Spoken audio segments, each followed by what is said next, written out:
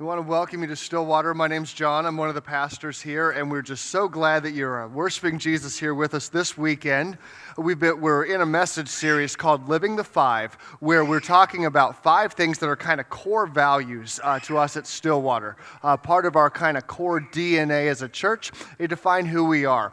And this week, we're talking about the truth that found people find people. Found people find people. Once we've been found by Jesus, it's like our mission, our purpose to find others, to help others to come to know Jesus as our Savior.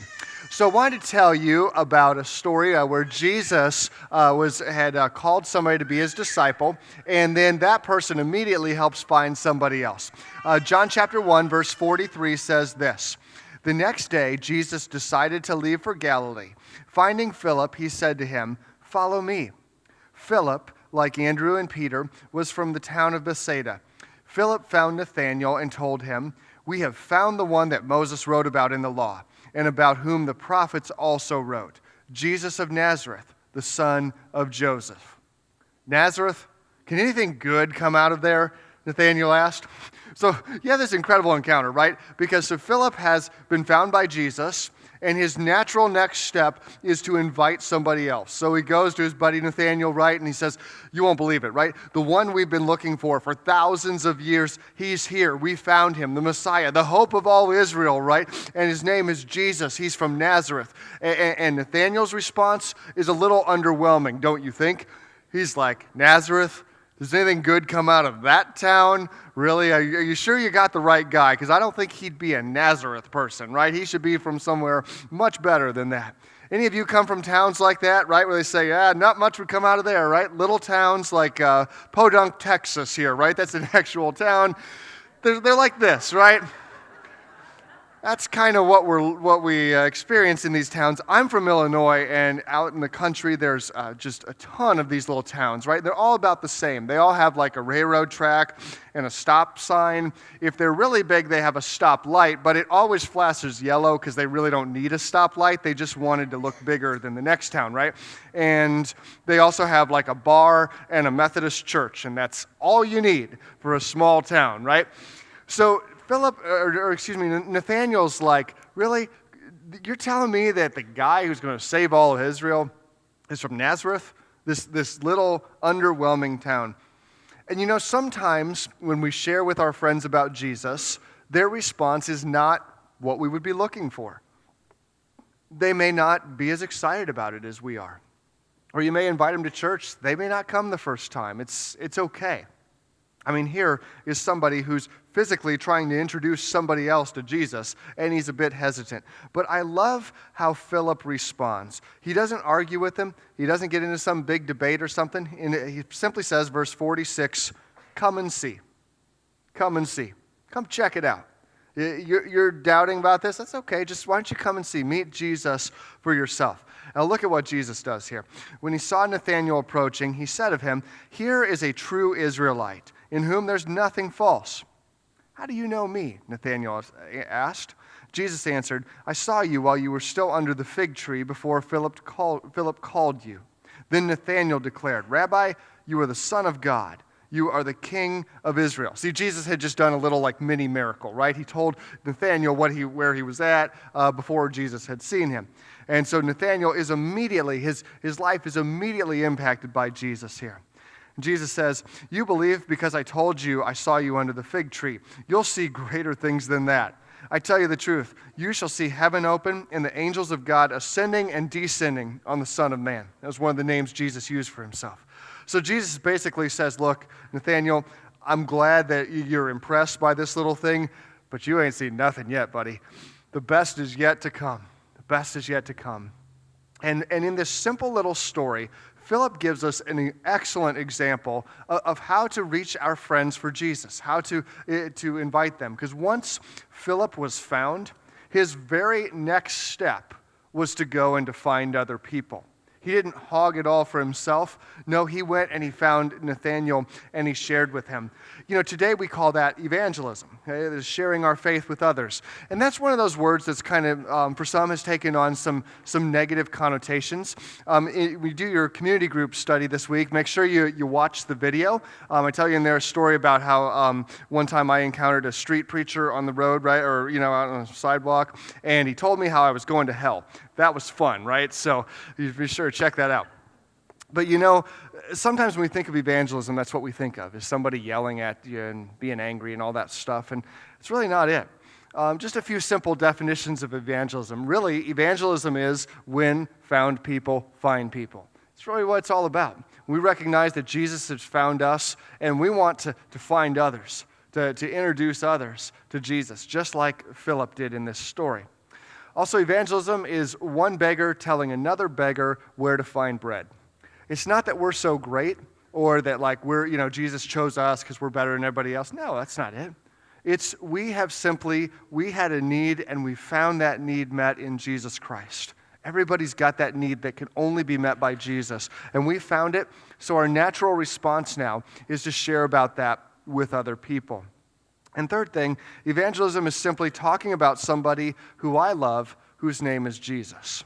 That's a normal thing. It's a normal thing to talk to somebody else about someone or something that you love. We do this in life. We do it with much more insignificant things than our faith, right? Like we may do it with restaurants, for example, right? I mean, like if you've got a favorite restaurant, you tend to tell others about it, right? My wife, Jennifer, and I, we started dating when we were in high school, 1998, very beginning of that year. And so we're both from Peoria, Illinois, and we have a favorite restaurant there that Jennifer wanted to tell you about. It's called Avanti's. It's an Italian restaurant, and you guys have to check it out if you're ever in Illinois. They have gondola sandwich. It's ham, cheese, lots of mayonnaise, lots of lettuce on the best bread ever. It's soft. It's never ending. John gets lasagna. It's cheap, you guys. It's delicious and it's cheap. It's one of our favorite. We went on, I don't even know how many dates we went on to that place. Whenever we're back, we still end up there somehow. It seems like every time. I mean, what's not to like about it, right? It's great Italian food. As Jennifer said, it's cheap. Beautiful women love it, right? How could you not like a place like this, right? I mean, and so based on what you just heard, if you were in Peoria, would you stop at Avanti's and check it out? Yeah. It only took about 15 seconds. You haven't seen the menu, right? You haven't seen the latest FDA reports or if they're cleaning the place well or all that stuff. You don't know the history of it. You just needed somebody to speak positively about it and say, yeah, I could see myself checking that out. It's a pretty simple thing. When it comes to our faith, sometimes we mess this up, though. We make it more complicated than it needs to. Or maybe we look down on others, or we're not as loving and caring as we should be. And when we give those kind of invitations, it's not good. It pushes people away. So something happened at our house on Friday night that part of this is true, part of this we'll make up. I'll tell you when the line is, right, so you know where we're at. So the true part is, on Friday night, our kids one of them had won some movie tickets in this little drawing somewhere, and so we were going to take them to the movies. Jennifer had a lot of schoolwork, so she stayed back home and studied. What a diligent student, right?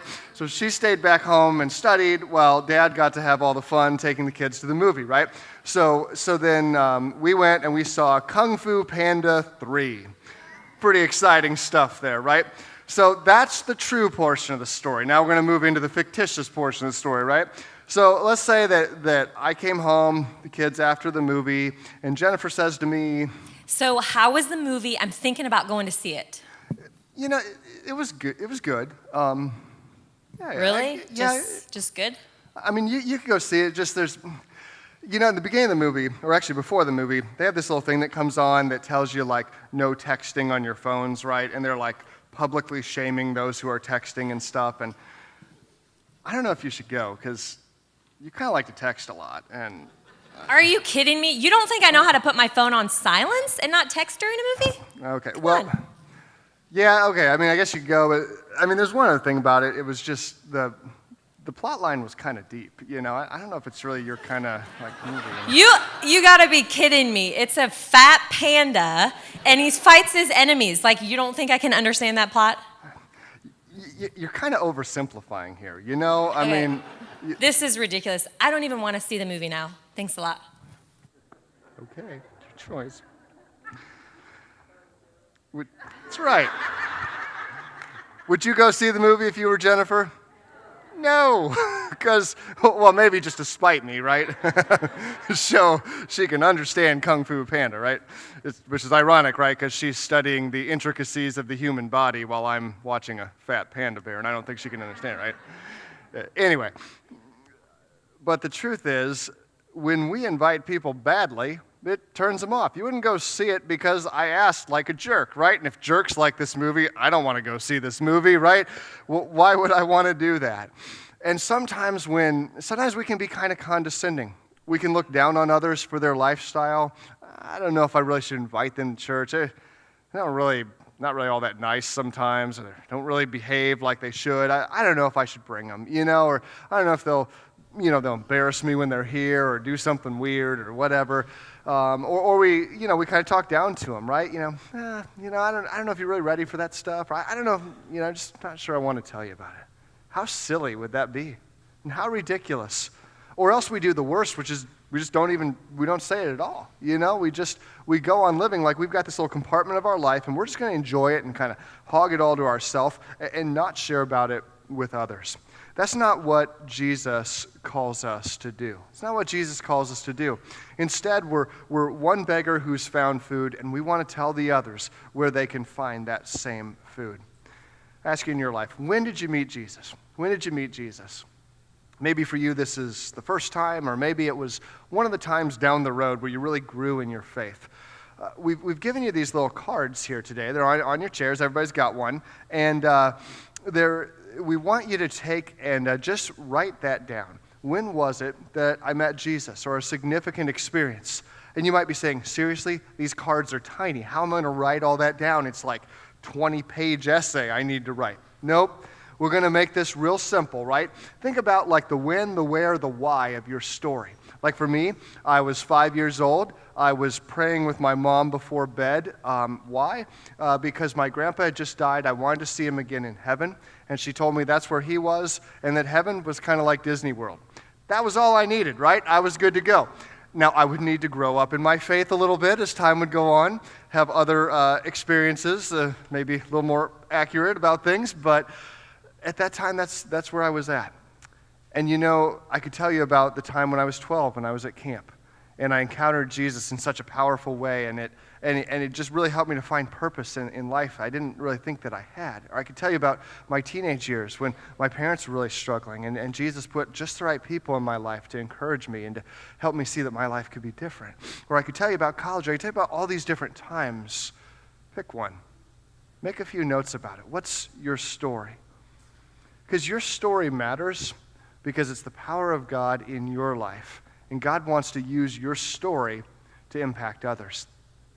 Sometimes we get messed up about this and we think, oh, my story's not that great. I don't have some big dramatic story about how Jesus saved me from the edge of disaster and brought me back. It's kind of simple. Doesn't matter. Your story matters because it's the power of God working in your life. There's no better argument for Jesus than the power of a changed life. I remember one time being out in a park with some guys. We were telling some people about Jesus, and there was this one guy with us. He had literally given his life to Jesus like 2 weeks before, right? And so he had, and this guy came up. He was an atheist guy. You could tell he was very well read. He had all his arguments down very well. He'd given a lot of thought to this. So he goes up to the guy who's just given his life to Jesus, and the guy is trying to share with him about Jesus, and virtually everything he says, the atheist guy has an argument against, right? And of course, this guy's like 2 weeks into his faith, and this guy is years into studying this stuff. There's no way he can even begin to answer the questions and the challenges that the atheist brings up. And you can see his frustration growing, and he's trying to communicate Jesus, but it's just not working. And finally, just in utter angst, he just breaks down in tears. And he says, "Sir, I can't answer all your questions right now. But what I can tell you is, I know what my life was like 2 weeks ago before I met Jesus, and I know how different it is today. And there has to be something real there, because my life would have never been changed if Jesus wasn't real." I don't know a better argument than that. I don't know a better example than the power of a changed life. Jesus has changed your life. Your story matters. Your story is a key part of who you are. Don't be afraid to share that with other people. Don't be afraid to share that. Now, in your bulletin notes, they're blank. We left them blank so you can do this. And to answer this question, who do you know who needs a relationship with Jesus? Who do you know that doesn't know Jesus? Maybe there's one or two or three. Maybe there's like multiple columns, and you're going to need to add extra pages when you go home. You can do these little writing assignments right here if you want. If you're one of those do your work in class people, I don't care. Whatever you want to do, we want you to do this. Because then I want you to take these cards, and I want you to keep them with you, whether you put it in your purse or your wallet, whether you memorize it, whether you snap a picture of it and keep it on your phone, but somehow keep this story fresh for you. And then I want you to take this list, and I want you to pray for these people, that God would give you an opportunity to share your list with others, that God would give you an opportunity to share your story, I should say, with others. That you could pray for the people on that list and share that story with them sometimes. You know, when you ask for those opportunities, it's amazing how God tends to answer that prayer. Sometimes God's been answering it all along, and you and I just weren't really open to seeing it. Other times, God opens up doors and gives us great opportunities. Because listen, this is why we're here. Because found people find people. Once we've been found by the grace of God, it's our responsibility to share that with others. The other thing is, when we ask the question, when did you meet Jesus? It's almost a bit of a mistake, because the truth is Jesus met you, actually. Like, Jesus has been reaching out to you long before you even knew that you needed him. As Methodists, we believe in that grace that goes before. Long before I gave my life to Jesus, he's been reaching out to me. And you know, he's doing the same thing with your friends, with those people that you're writing on that list. You're not the first one to extend grace to them. God is. You're just one of the channels of that grace, one of the pathways that grace can take to flow into their lives. And so you have the opportunity to share Jesus with them. And don't stress out about this. Don't make it out to be something bigger than it is. Think about it this way. Let's say that a person's spiritual journey from don't know anything about Jesus is a 1, right? On a scale of 1 to 10, that's a 1. And a 10 is I'm giving my life to Jesus today, okay? So let's say that your friend is, say, a 2 or a 3 on this, and you share your story, or you invite them to church, or whatever it may be. They may advance to a 3 or a 4 or a 5, right? They may not be ready to take that step then. That's okay. That's okay, because, you know, God is the one whose grace is at work in their lives, and God will use us to help them progress on that way. Most of us don't make major life-changing decisions with just one conversation or one event. It oftentimes takes several or a whole bunch of them, and that's okay, because you know, we know some truths about our friends, and we easily forget these things. Sometimes we forget that our friends who don't need Jesus, that they're hungry. They are. Your friends who don't know Jesus, they're hungry for Jesus. They may not even recognize it. It's like we have this God-shaped hole inside of us that we need, that can only be filled with Jesus. Maybe your friends have been trying all sorts of other things to fill that up, and it's failing. They're hungry for Jesus. They don't know it. And don't misunderstand, they're probably not going to come up to you and say, hey, you know, I'm so hungry for Jesus. Could you just give me like a big plate of Jesus right now? It's not likely, right? They may not even know what they're looking for, but you do, because Jesus has filled that gap in your life. And the second thing we know about our friends is that every person has an eternal destination. The Bible's real clear. This world is not all there is to it, that there's a heaven and that there's a hell, and that Jesus is the way to God, right? And so we have this incredible truth. Why would we not want to share that with others? If we'll tell them about our favorite restaurants or movies or whatever, why on earth would we not tell them about the single most important factor in our lives? That just wouldn't be loving to avoid that. It wouldn't be loving to avoid that. Now listen, you can't change anybody, right? If you're married, hopefully you've learned that lesson by now. If not, let's get it today. You can't change anybody, right? Only God changes people. And it happens when we ourselves decide to get serious about the changes that are needed in our lives. So it's not that you're going out trying to change people. What you're doing is showing them Jesus, and you're trusting that Jesus is going to help them along the way. They've got questions, you may be able to answer them. You may be able to direct them to me or somebody else who can help. But Jesus is working in them, bringing about change in their lives. You know, one of the many things I love about this church, we keep, seats keep filling up around here. We're going to need to start setting out some extra chairs soon, right? Because you guys are doing great with this. And I'm so proud of you. Because, we bought these chairs this year, but we bought extras, right? Because we got extra space in the back, right? And we are ready to set those chairs out, right? Because those chairs represent the thousands of people in our neighborhood, a close drive to this church, who don't know Jesus, who this morning may be sitting at home to the same old lack of hope, the same old sadness and depression, the same old hole in their heart that's longing for Jesus. Who is it on that list? Who do you need to add? Who might God be using you to bring? The fun thing about this church, when we built this building, we got a big wall in the back there, right? We built that wall intentionally so that it easily could be knocked down someday, right? Because someday it's not going to be big enough. Jesus is going to be bringing so many folks in. We got to expand that thing back, and we will when the time comes. How's that happen? When we keep being faithful at this church, when we continue to be those found people who are finding people. And that's kind of our assignment, to keep on doing that. Jesus gave us this because we know the truth. John 3:16, God loved the world so much that he gave his one and only Son, that whoever would believe in him should not perish eternally, but should have everlasting life. We have these words of life. We have this great message to share with others. A great missionary once said, some people want to live within the sound of a church or chapel bell. I want to run a rescue shop within a yard of hell. That should be us. Not so concerned about our own comforts or these kinds of things, but instead deeply, deeply concerned for those who don't know Jesus, willing to do whatever it takes to welcome them in. One of my many joys as Stillwater's pastors, we get to go to these Discover Stillwater meetings every couple of months. We have these lunches, and there's always folks who are newly experiencing Stillwater. And one of the things we ask them, say, what do you like about Stillwater? What is it that has made you stay here, that's brought you here today? And one of the things I hear almost universally is they say, I came here and I felt loved and welcomed. Yes, two things we hear on a very regular basis. You got great greeters at the door, and you got coffee and food or whatever, but when I met the people here, they were real.